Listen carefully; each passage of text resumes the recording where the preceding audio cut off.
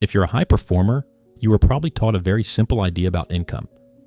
Get better, earn more, improve your skill, refine your craft, outperform everyone else.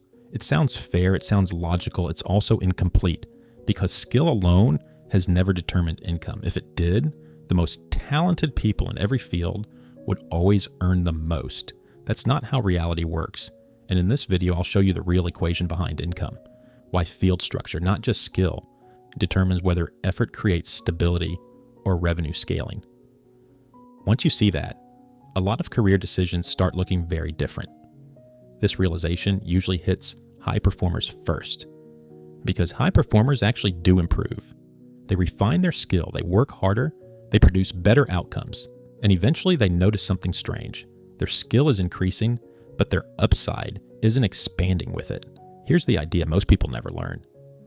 Income isn't determined by skill, it's determined by structure.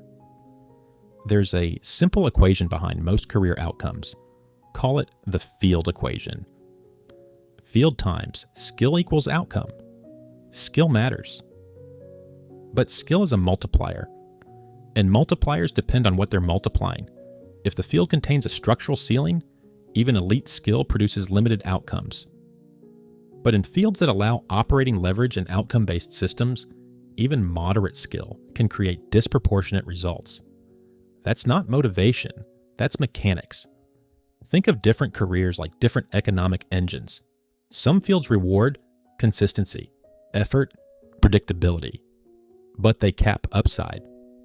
Other fields reward ownership outcomes, compounding results. Those structures behave very differently. In the first structure, performance improves stability. In the second, performance expands opportunity. Imagine two professionals. Same intelligence, same discipline, same work ethic. Professional A works in a system where compensation is tied to activity. Professional B works in a system where outcomes scale with relationships, ownership, or assets. Same person, same skill, different field, completely different outcome. Not because one worked harder, because one chose a different structure.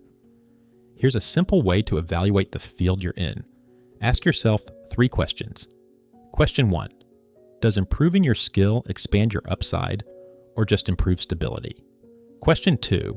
If you double your capability over the next 5 years, can your income expand dramatically or only incrementally? Question 3. Does performance create ownership and compounding outcomes, or does it reset every cycle? Those questions reveal something important, whether your field rewards skill or contains it. If this framework helped clarify something, save this video. You may want to revisit these questions later. This equation explains a lot: why promotions felt cosmetic, why hard work stopped feeling meaningful, why effort started feeling repetitive. Your skill improved, but the field didn't change, so the outcome stayed limited. That's why frustration often appears after competence. Beginners feel hopeful. Experts feel constrained. This isn't about greed. It's not about entitlement. It's not about fairness. It's about structure. A system can respect your skill and still cap your upside. A system can reward performance and still prevent ownership. Understanding that removes self-blame. You stop asking, what's wrong with me? And start asking, what does this field actually allow? That's a far better question. Some industries allow skill to compound over time, where relationships build reputation, builds results, multiply. That's where operating leverage appears. Real estate is one example of that structure, not because it's easy, but because the system connects performance to ownership and scale. And once someone understands that difference, they evaluate opportunities very differently. I'm curious about something. Do you feel like your current field rewards skill or caps it? Write one word in the comments. I read every single one, because in the next video, we're going to explore something fascinating. What happens when the exact same skill is applied inside 2 completely different fields? Same effort, same ability, completely different outcome. Once you see that clearly, you start understanding why field selection matters far more than most people realize.